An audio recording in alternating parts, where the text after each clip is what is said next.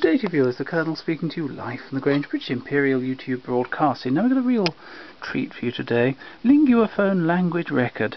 This is spoken English and broken English, written and spoken by George Bernard Shaw, parts 1 to 4. I shall do the first two in this video and the second two in the next. He's even signed it in the wax there. And he gives us some wonderful hints on how to use our gramophone. And I can't help hearing a smile in his voice. Unfortunately, it's a pretty awful surface of this record. So we'll see if you can hear him. Hopefully he will. Mint condition nonetheless. Let me introduce myself. Bernard Shaw. I am asked to give you a specimen of spoken English. But first, let me give you a warning. You think you are hearing my voice, but unless you know how to use your gramophone properly, what you are hearing may be something grotesquely unlike any sound that has ever come from my lips. A few days ago, I heard a gramophone record of a speech by Mr. Ramsay MacDonald, the parliamentary chief of the British Labour Party, who has a fine, deep Scottish voice and a remarkably musical and dignified delivery.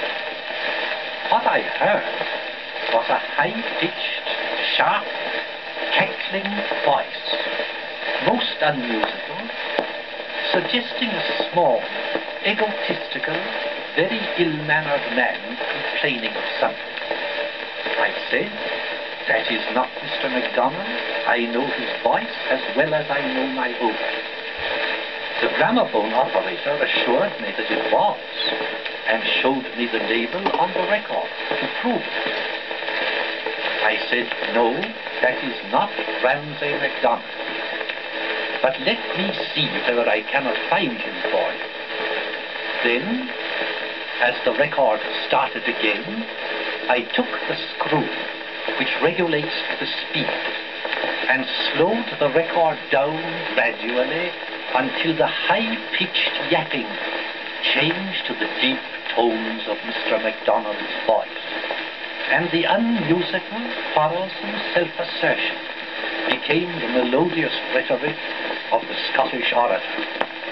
"There," I said, "that is Mr. MacDonald." So you see, what you are hearing now is not my voice unless your gramophone is turning at exactly the right speed. I have records of famous singers and speakers who are dead, but whose voices I can remember quite well. Adelina Patti, Sarah Bernhardt, Charles Santley, Caruso, Tamagno, but they sound quite horrible and silly until I have found the right speed for them, as I found it for Mr. MacDonald. Now the worst of it is that I cannot tell you how to find the right speed for me. Those of you who have heard me speak, either face to face with me or over the wireless, will have no difficulty. You have just to change the speed until you recognize the voice you remember. But what are you to do if you have never heard me? Well, I can give you a hint that will help you. If what you hear is very disappointing, and you feel instinctively that must be a horrid man, you may be quite sure the speed is wrong.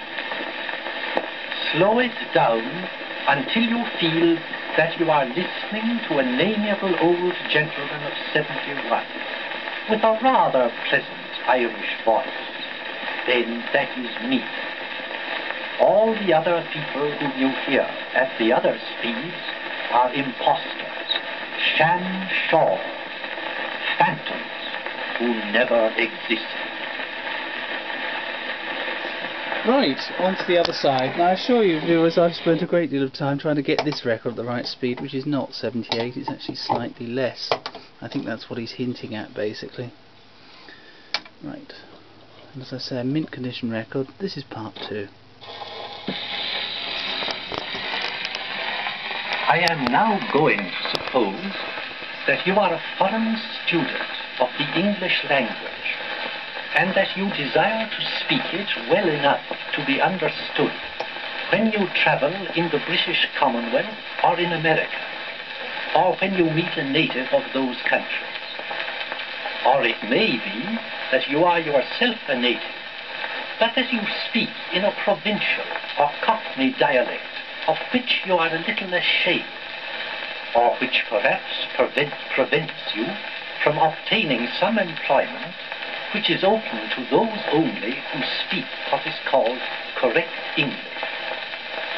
Now, whether you are a foreigner or a native, the first thing I must impress on you is that there is no such thing as ideally correct English. No two British subjects speak exactly alike.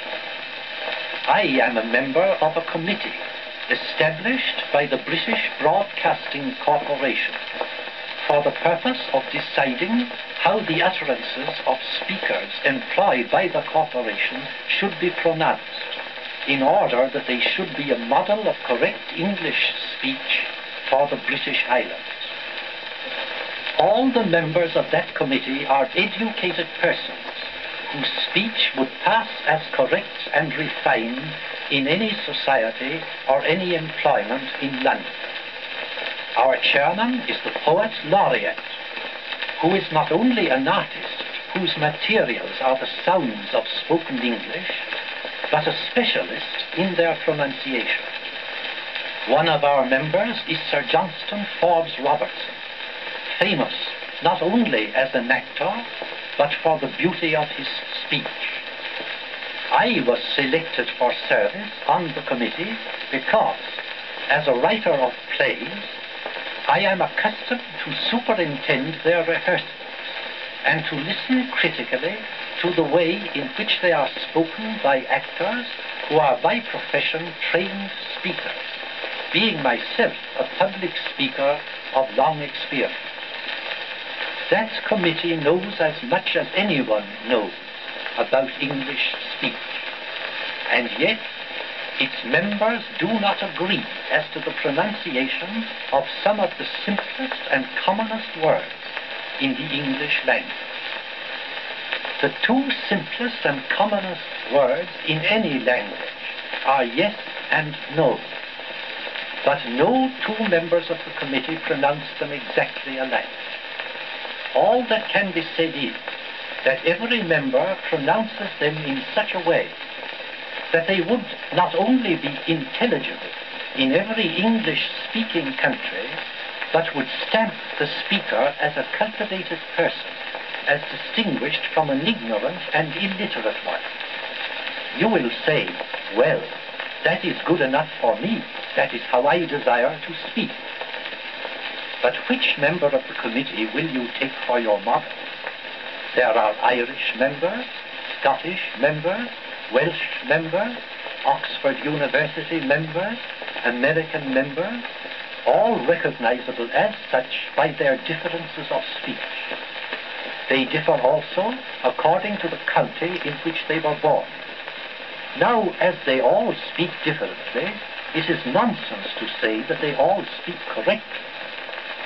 All we can claim is that they all speak presentably, and that if you speak as they do, you will be understood in any English-speaking country and accepted as a person of good social standing.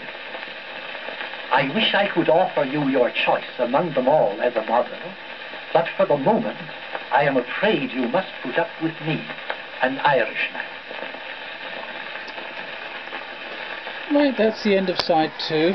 The next video will show sides 3 and 4. Thank you viewers and goodbye.